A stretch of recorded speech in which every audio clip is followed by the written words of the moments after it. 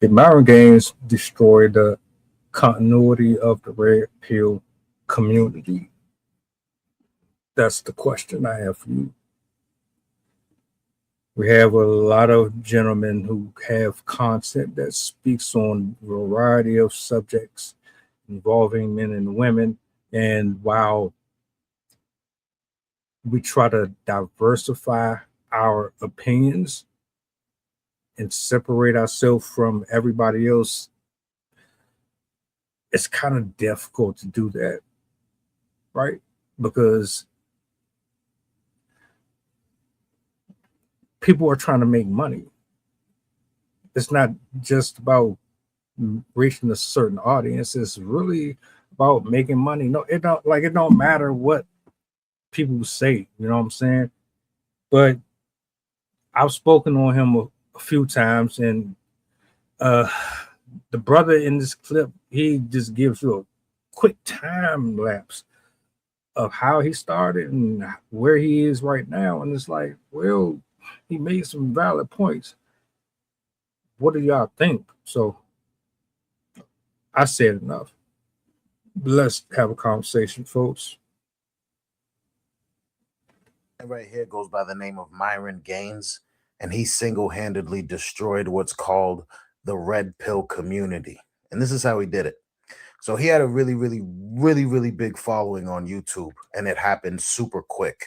And the way he got that following was by doing something a little bit different from other YouTube channels, which is have a podcast, invite guests, and then kick those guests off your podcast. 100% of the time, actually, no, 99% of the time, those guests were women. And the way he kicked them off the podcast was pretty degrading, and a lot of people call it misogynistic. Fast forward, this podcast gets extremely popular, and now mainstream eyes are on this podcast. He had so many eyes on him that he started to become a liability to the company that sourced out his content. And he actually knew this, he felt the pressure.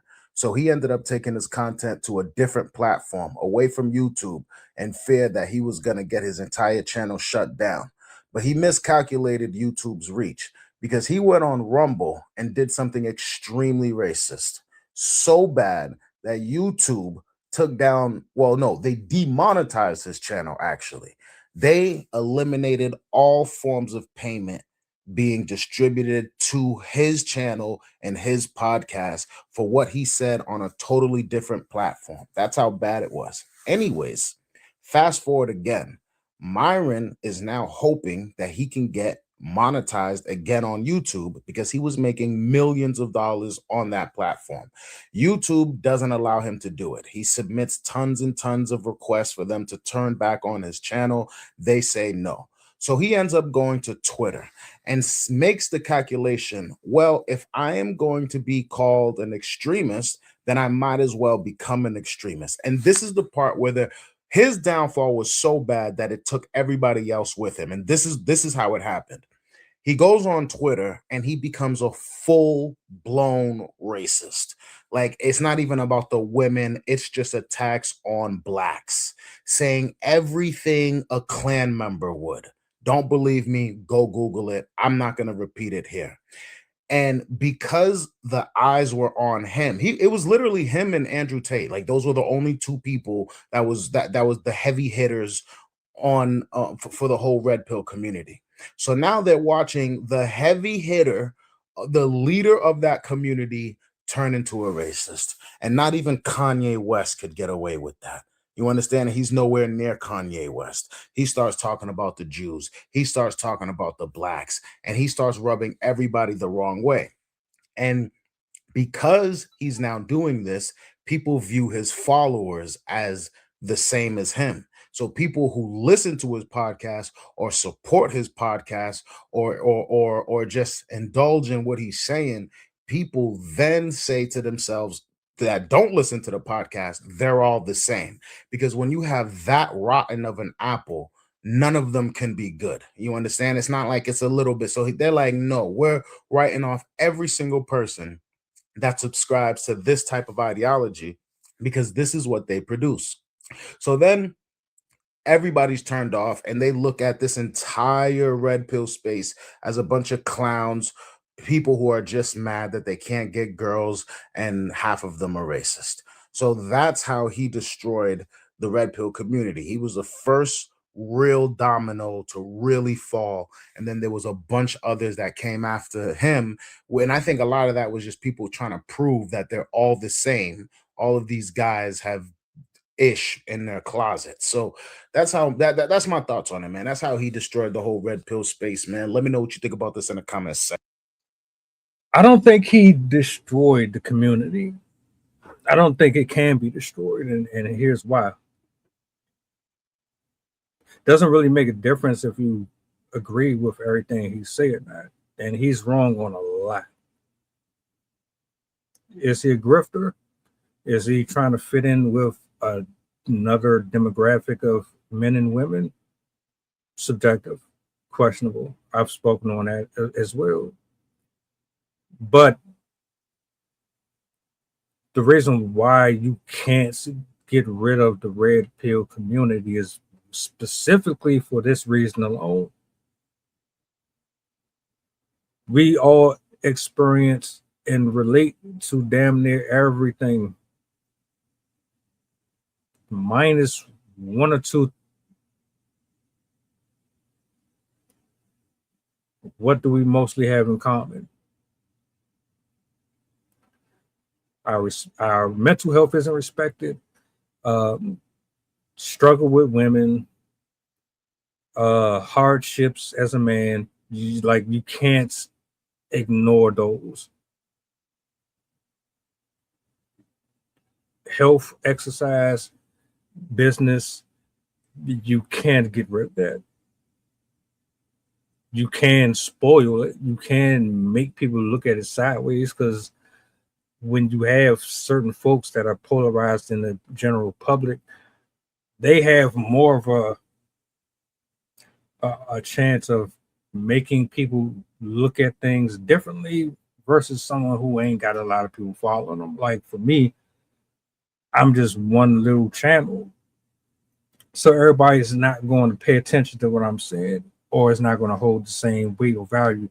Most human beings base the truth or information off of statistics and numbers. And if y'all don't know by now, you can manipulate numbers. So you're not getting rid of the community. Yeah, you probably ran some people off. It's no different than running people off from church.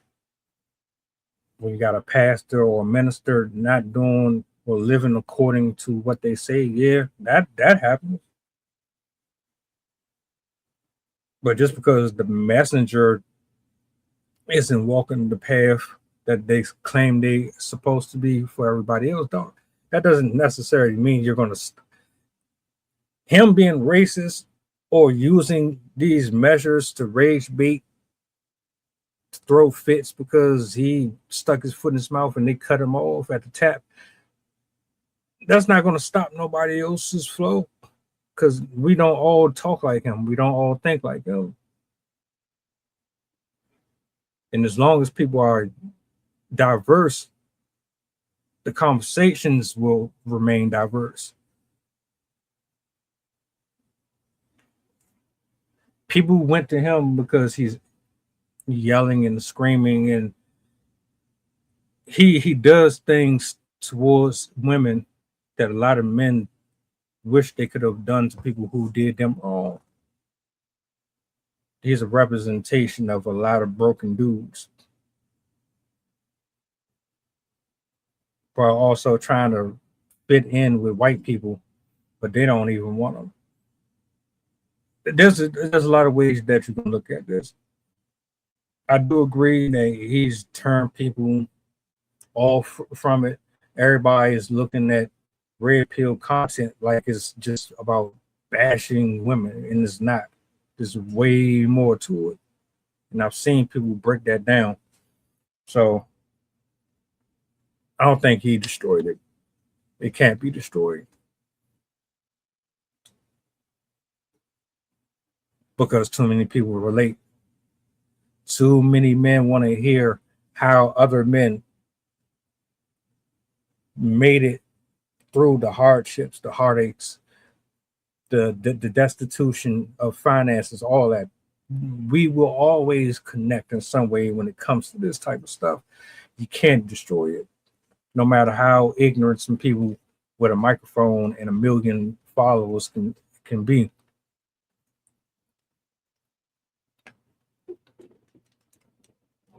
Question for y'all: did he do it?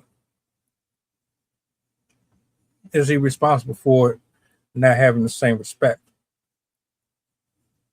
Let's talk.